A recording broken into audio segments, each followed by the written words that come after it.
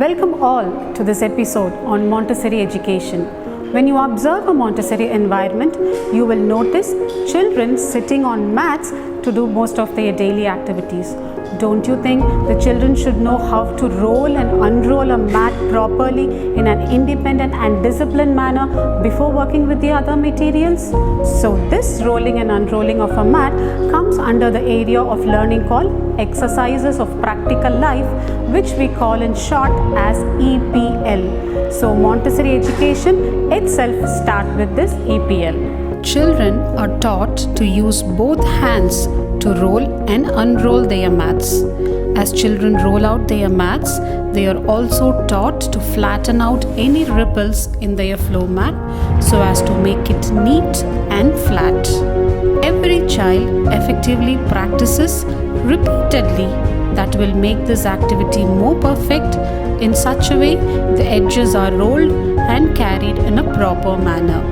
The flow of concentration throughout the working time is initiated by this very first activity. When the children carry out their work mat, they are taught to carry their mat upright and close to their bodies with both hands. The mats will always be kept rolled and displayed in special furniture for them. They are displayed at floor level because they are meant at floor level.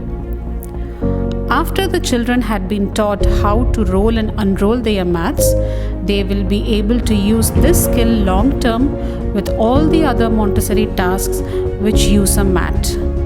We take special care to select the mats that are not too bright or to have designs on them because it should offer a surface for the child to work and there should be no distracting element.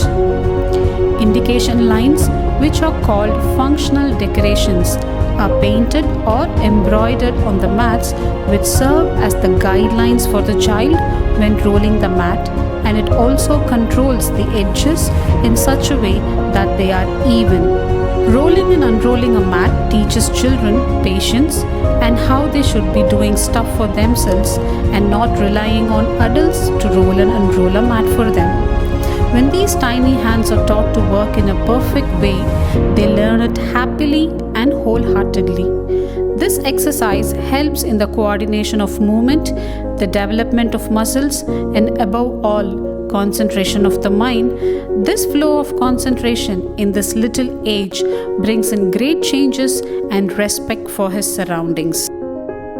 Concentration combined with patience and motor skill at this little age would be a wonderful start. Choose this Montessori experience for your child at Senthil Group of Schools to give your child a different learning world. Thank you.